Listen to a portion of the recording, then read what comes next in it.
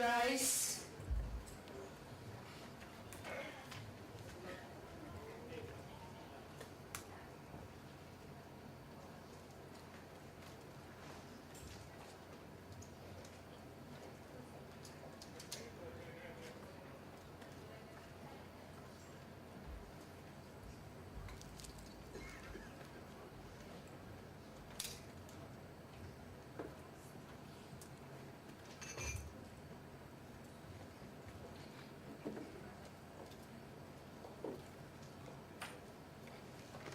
The People's Tribunal is now in session.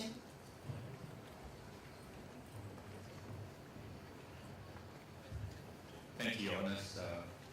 Mr. Wong, you're on formal oath, and you can look at the next slide. Here, this is under the conduct of election regulations, third schedule, regulation 25 again, and this is at page 173 of the election laws booklet. 173.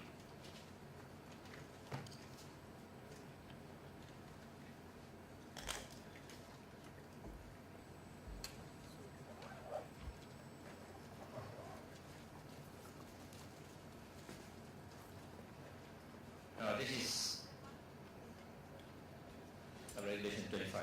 Now, just in your own words, can you demonstrate the effect of this particular regulation 25?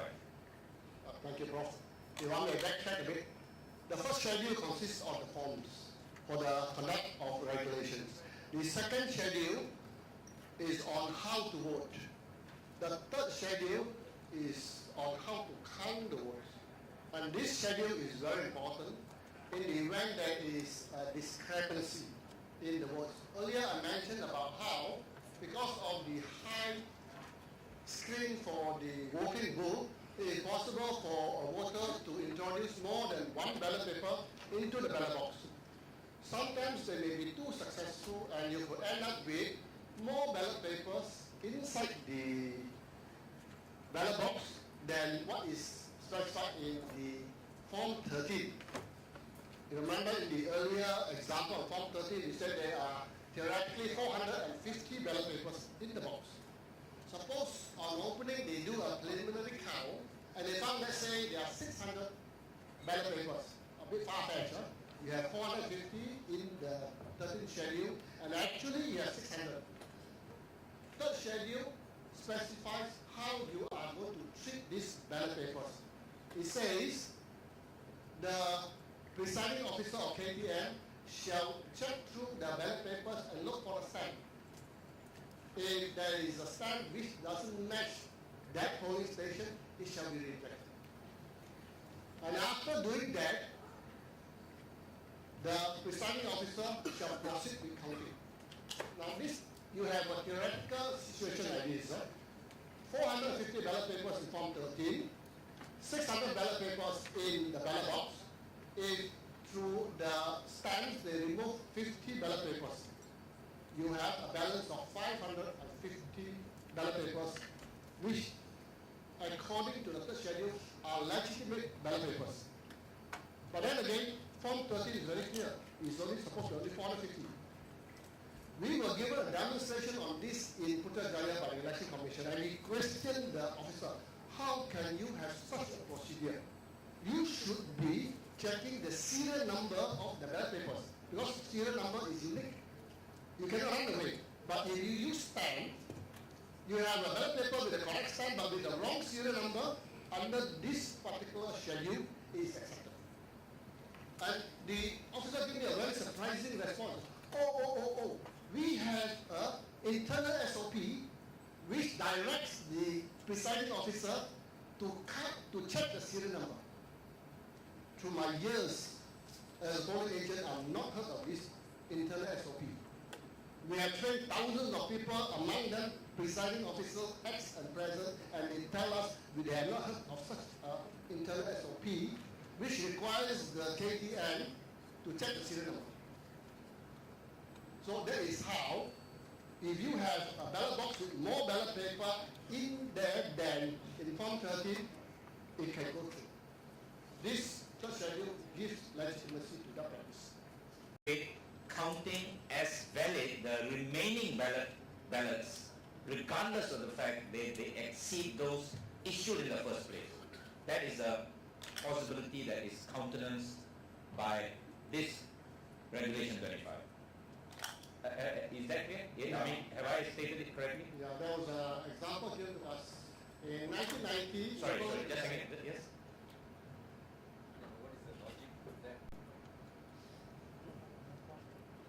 What is the logic of that from the point of view of? Because when the counting takes place, there are representatives from the others present.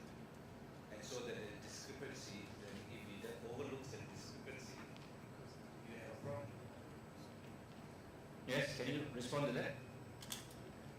Technically, you have a problem. And if the polling agent, accounting agent were to protest, the KPN can refer him to that particular clause in 2510, which states that the decision of the presiding officer shall be final. And the standard mantra that we have always been faced with, ikut arahan. They are following orders. So the point that is being made is that we agree entirely there is no logic. Because how could that be the case? But assuming there is that case that arises, and there have been cases like this, then strictly speaking, even if you show there are 500 ballots cast inside which they have retrieved, at the end of the day which they say is valid, it still exceeds the ballots issued. Why don't they look at the serial numbers? Yes, so that is the point that is being made. Why don't they look at the serial numbers, Mr. Wong? That's a valid question, and that was precisely the question we asked the EC. And they will come. Because nobody ever questioned them on the schedule before. So when we questioned them, they tried to get away by saying that they had an internal SOP. No, because as I understood it, always before when I asked them, why do we have serial numbers on the ballot papers, the whole idea of that is so that if there is any discrepancy in numbers or ballot papers, the judge will then order the ballot box to be open and you can then check the numbers. But otherwise, the serial numbers should really be maintained in secrecy. And after about 6 months, it will be destroyed. Yes. So I don't understand this particular regulation which speaks of looking at the population, looking at the initial or the critical mark. Yes. Not refer to the serial number. Yes, precisely. In fact, that is precisely the point that is being made, which is that at the end of the day, if there is a challenge, you can apply to the court, and the court can authorize that the ballot boxes be opened and the serial numbers be cross-checked against the serial numbers. But that is at the stage at which you can go to court and then the court orders under that particular provisions, and there are specific restrictive conditions, and then they order the opening and then they refer to serial numbers. That's correct. That's at a much later stage. But now we are dealing with situations where there are provisions which say what happens when the presiding officer is faced with a situation where someone protests, say the counting agent protests and say, hey, the Form 13 shows 450, now there are 600, what's going on? So he will then go through, and what he checks is exactly the kind of points that have been raised by Your Honour, which is he shall extract any ballot paper which is not perforated, initialed or does not bear the official mark of the presiding officer concerned, or which is perforated, initialed or marked otherwise. He only checks that very restricted areas, and then he can decide, okay, I'm going to extract out of the ballot box these because I am not satisfied with these perforations. The anomaly is that it can still end up with more than 450. So this is where the regulations themselves are in need of a thorough evaluation. Can I also ask a question? Have there been actual instances where there have been wide discrepancies between the ballot papers issued and the number of ballot sheets in the box? Have there been wide discrepancies in the past? Well, we have that. This is hearsay. In 1990, in Kuala Tribunal, there was one report where they had a turnout of 105%. There was one. There was a turnout of 105%. That means there were more ballot papers than voters for that polling station. And we will also be tendering evidence which will show, for example, Form 13.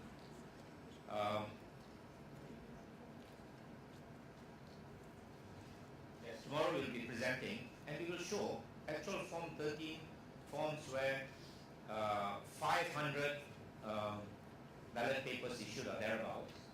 And votes cast at the end of the day, including spoil, were 1,200.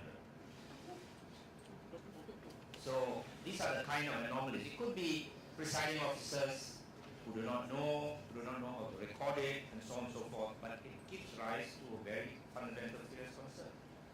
And because of provisions like this, and this decision is final at that level, then it becomes a very serious impairment of fair and free life. This is the problem.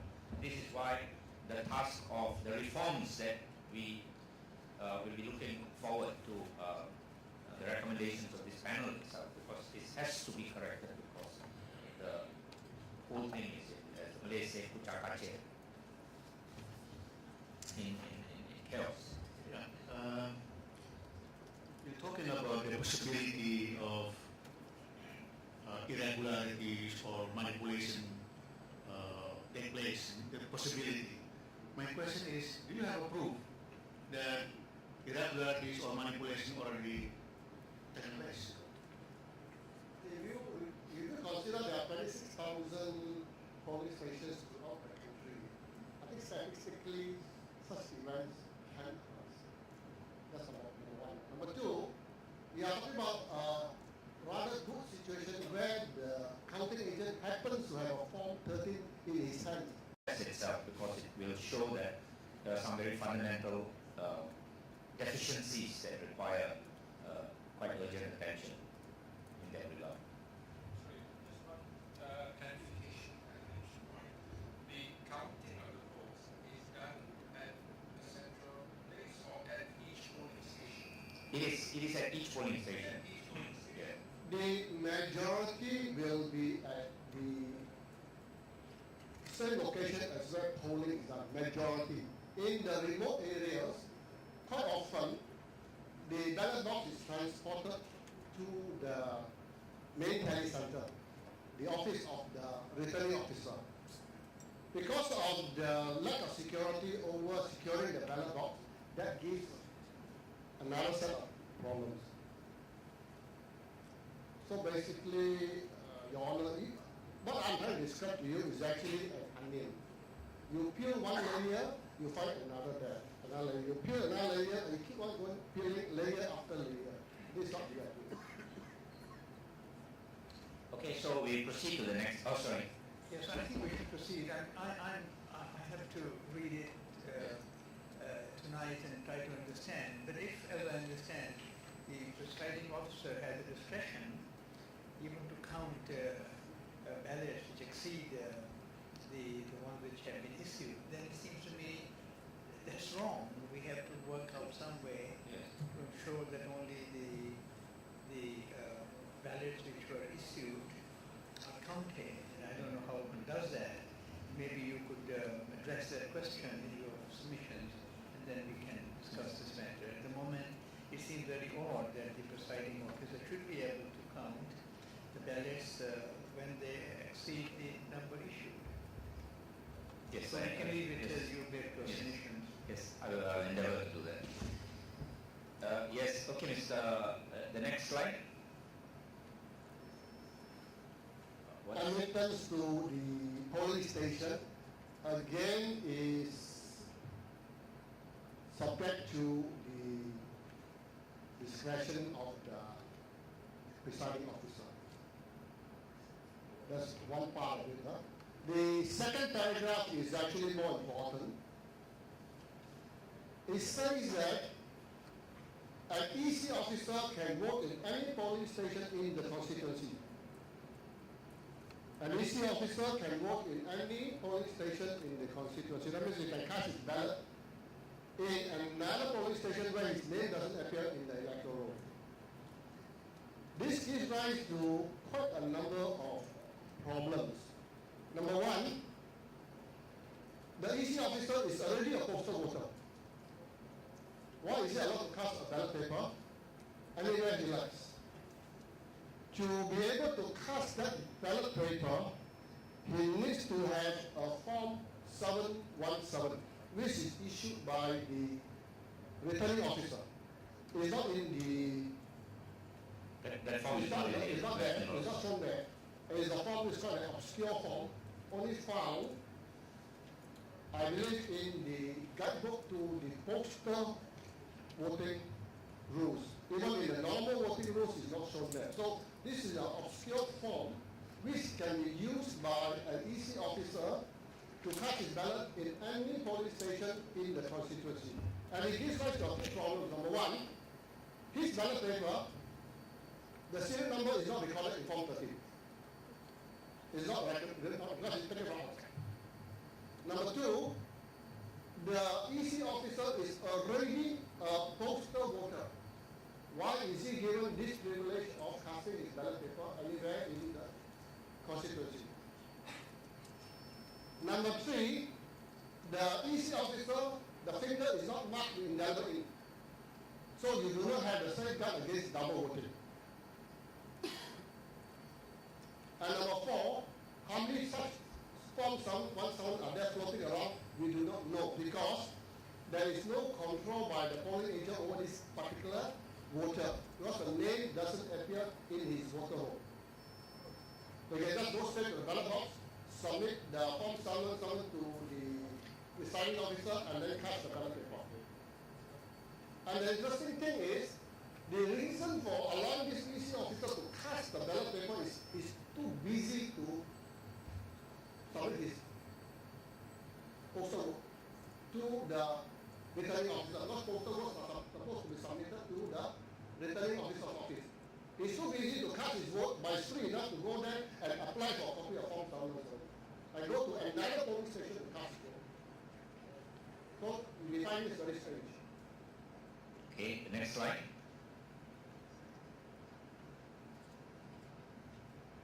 Next slide. May I just interrupt? Oh, sorry. Ask a question? How is the election officer defined? During an election, the election commission employs a lot of people to help with regard to the conduct of the elections. Sorry, the When question? you say election officer, what Yes. is that defined in terms of this particular privilege that is given? An election officer can be a clerk. There are different types of clerk. One is a Could polling be a station. temporary officer employed for the conduct. These are all temporary officers. Could be. They are all mostly, majority are temporary officers. They could be at the booth, they could be an enforcement officer, they could be the clerks inside the polling station, they could be the presiding officer, they could even be the supervisors, facilitators to bring people, the handicapped voter to the polling station. So these are all classified as EC officers. So you mean to say there could be a large number of these people floating around voting in all the polling stations where they Well, makes a difference? we showed in the earlier slide about the GE13, there are 172,000 EC officers.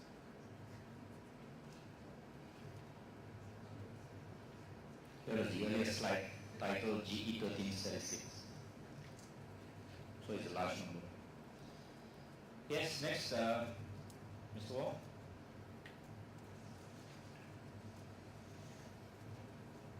The presiding officer is required to regulate the number of voters into a polling station, and only one polling agent is allowed to serve at any one time for a minimum period of 2 hours. After the queue outside is cleared, the presiding officer removed the second electoral roll from clerk number 2, and it proceeded as normal.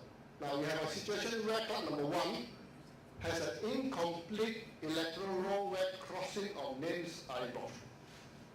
And this creates problem if, let's say, during shift 2, this happened. Then the shift 3, a new polling agent comes in and is not aware of this parallel voting. And by some strange coincidence, a same voter comes and votes again, because the indelible ink is not indelible, you have a problem. And there are situations, personal experience with our voter, where they say, the name crossed out, why is it coming again? But the clerk and the KPN overview said, our electoral roll doesn't show it. So it's your vote against my vote. And that voter goes through.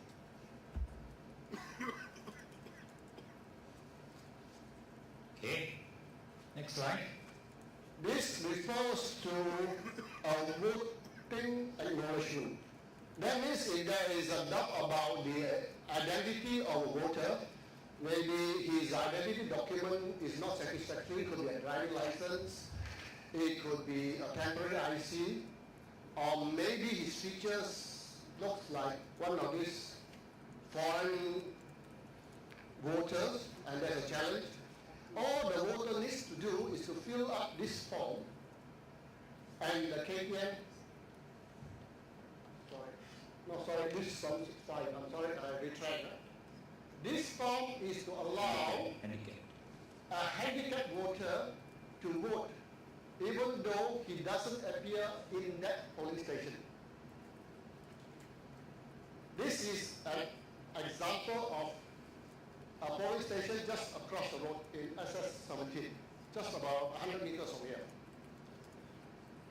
That school, the secondary school, has about 30 classrooms. But the EC only used 3 classrooms on the ground floor and used 3 classrooms on the second floor. So if a handicapped voter in polling station number 4 to 6 will come in, he will go to polling station number 1 to vote. And the presiding officer will take that form 765 downstairs to let the handicapped voter vote. You have a situation of this chain of custody, where this ballot paper is floating around unchecked. This is according to the procedures in form 765, right, May? This is the form 765. This is form 765. There have been reports to us where the presiding officer dragged the polling agent from the second floor to the ground floor with him to witness the marking of the, the ballot paper. During that period, there's no polling agent guarding. Yes. Form 11 is declaration of doubtful voters, where your voter, your identity is doubtful because of the identity card, or let's say your identity card indicates an age of 45 and you have an old man coming in. The presiding officer can use Form 11 to allow that voter to vote. This we feel is unhealthy because in the registration of a voter, you only accept a my card or a passport. But in during elections, a voter can come in with a government authorization card. They can come in with a driving license that has his photograph. They come in with a temporary IC, with all manners of identity cards. So we find this very strange. You have very strict requirements during registration and very loose requirements during election. And for that matter, I cannot find anything inside the election law that specifies what constitutes a legitimate identity document. Is it the election commission that asks for the costs, or is it the court simply awards it? The amount. From what we read in the papers, both the election commission and the responding candidate were awarded cost. No. Or whether they ask for the cost. When they ask for the cost, they say, okay, I want 10,000, 20,000. Is it the election commission, the respondent, who says, I leave it to the court? Or is it the respondent saying, I'm asking for 100,000 or 50,000, and the court then awards it? Your Honor, we will be presenting a table of all the cases which have been dismissed on without going to the merits on preliminary issues, and then there we will address very specifically case by case who asked for the costs and so on. Usually, in fairness to the election commission, the EC is usually mentioned as a nominal respondent because they have conduct. So in many cases, they are. Yes. In that case, I'd like to thank Mr. Wong very much for sharing his insights and experience, and we'll certainly consider carefully the suggestions you have made and try to see how the system of counting and so on can be made fairer and more predictable. Thank you. Thank you. Thank you, Mr. Wong.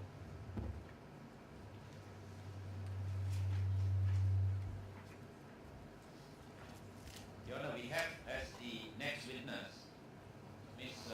Jenny Lim.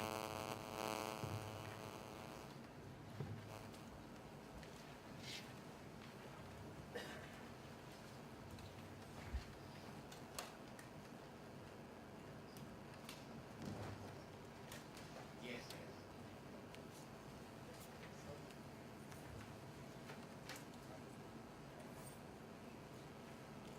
Ms. Lim, a police report that is made by one Jeannie Lim Siu Lin. Is that you? Yes. Is that your police report? Yes, it is. And you made it on what day did you make it? 6th of May, 2013. Yes. This is one day after the general election. Yes. Now, I just want to highlight some aspects of this report. The first report relates to the transportation of ballot boxes from where to where? From the police station to the counting station. From the police station to the counting station. Counting center. Yeah. I just intervene here to say that the earlier testimony has established that the ballot boxes are taken from where the voting is done to a police station, the lockup. They are locked up. And we heard the testimony of Ike Hussain in that regard as to what happened to the ballot boxes in his experience. Now we are talking about, so the ballot boxes are kept there in safe custody, supposedly 5 days, 6 days. And now we are addressing the question of the transportation from the police lockup or police station of those same ballot boxes to the counting center on the evening of the day when votes are cast. So that is the situation, right? The custody. Now, and this is critically important, as we said, because in at least 30 seats, the number of the votes would make a difference, even as to the constitution of a new or a different government. So that's the importance of this. So, Ms. Jinirin, now, so tell us your experience. Now, which constituency is this? Dun Machap, Melaka. In Malacca. Yes. Okay, so we're talking about another part of the country. Yes, and tell us, what is your experience with regard to the transportation of the ballot boxes from the police station to the counting center? The ballot boxes were kept in IPD. The voting process was still ongoing. It was actually something. So I wasn't there when the ballot boxes arrived. So did my representative, my wakil calon, who wasn't there as well. So to take it one stage at a time, you say you're wakil calon, which means you're a candidate. Yeah, I was a candidate. And your contact numbers, telephone numbers, are they with the SPR at all times? I leave it to my wakil calon to liaise with the No, I know, but do they know how to contact Yes, the candidate? Yeah, definitely. Yeah. to contact the your wakil Tribunal or agent Yes, Yes. they have notified him on other things, but not on this. on this transportation. Now, were you therefore, so you are suggesting you are not informed in any which way that these boxes were going to be transported? Not at all. No. You're absolutely sure that Yeah. no SMS, no emails and iPhone 5 messages and all this advanced technology, nothing? What's that? Yes. Now this is, Your Honour, as you will be submitting, I personally have had more than a passing interest in a case where transportation of boxes becomes critical importance. Election petitions in the past have struck out elections, have set aside elections, just on this question of transportation because it's so critical that at all times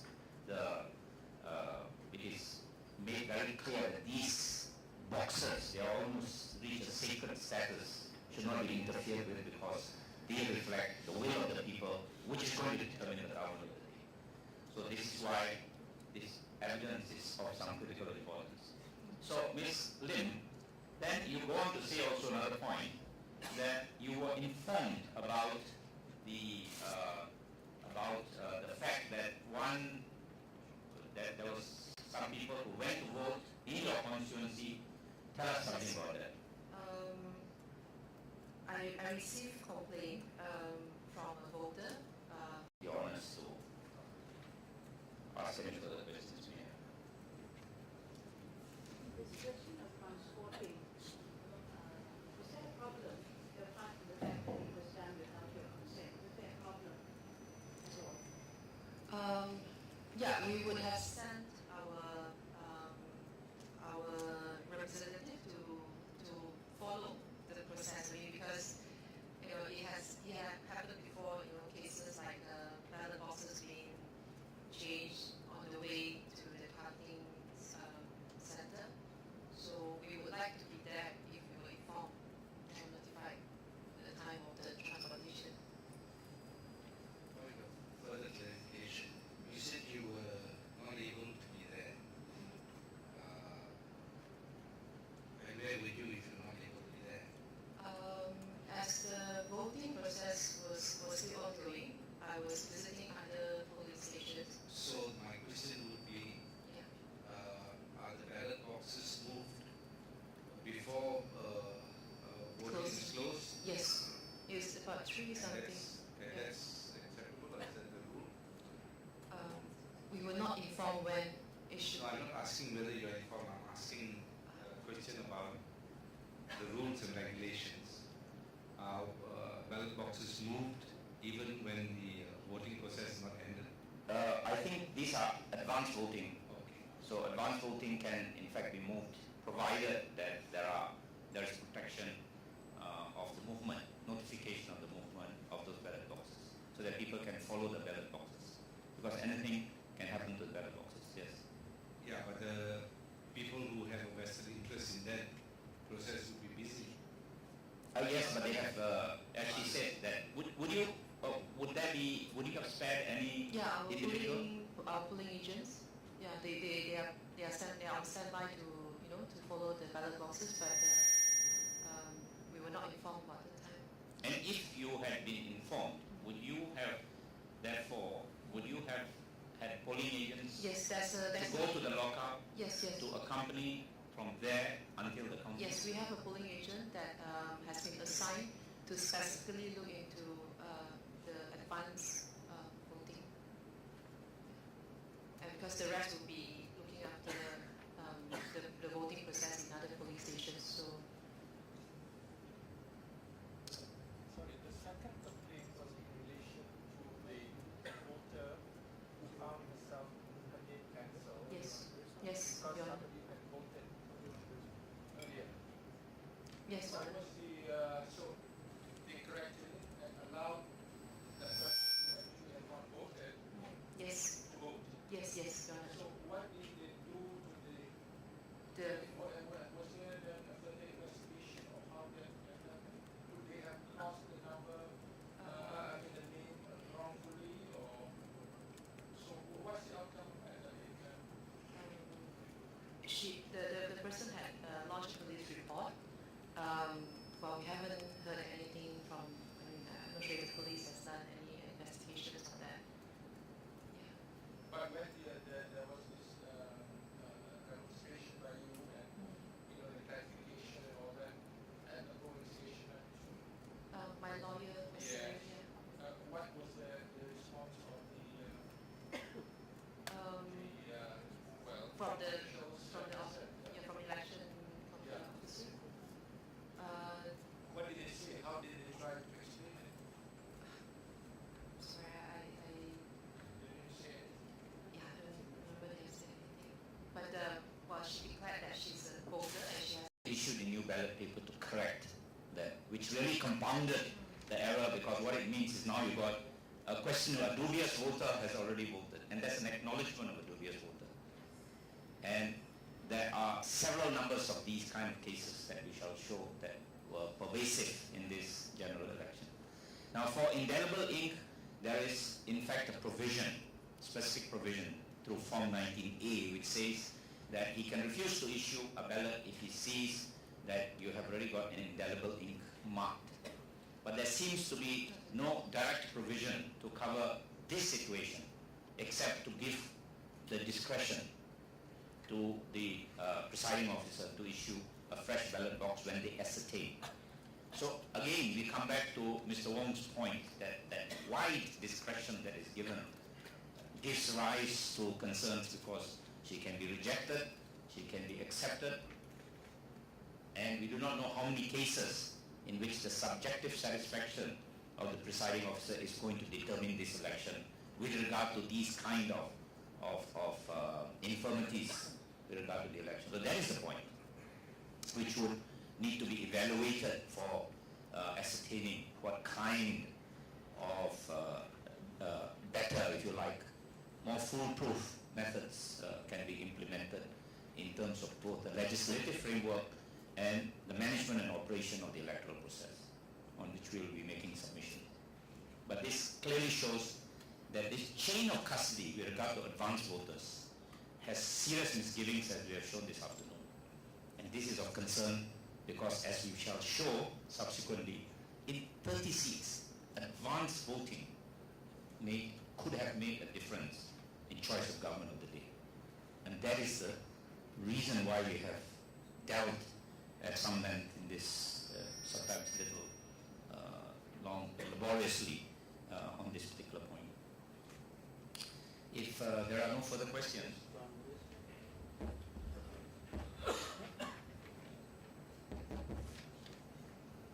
Yeah, you see, sorry. What's the law said regarding the case?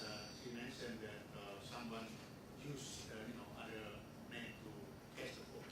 Is law just quiet about that?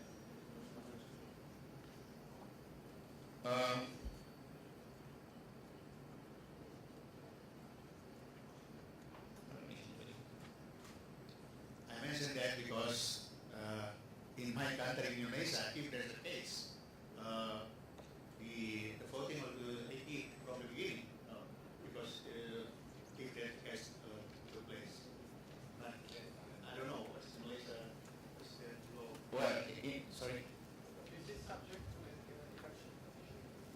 Yes, it will be subject to election. As a petition filed? No, not with regard to the lovely lady who was physically challenged here this morning, who said very clearly she's never heard of it. She's in Kudak, she's in Tawau, she's never been to the place up to now, and a vote was registered there. Then we have 60 people on one address, and then we had this. So all this is going on in respect of a general election, and as we will also presently show, and as Mr. Charles Santiago testified, there are even people who have been acknowledged as being illegal voters in Sabah through a Royal Commission of Inquiry instituted by the government itself, whose names have appeared in his constituency in Kuala. So the dimension of the proportion of the kind of problems that have infected this election, we can well imagine. And the best part is, no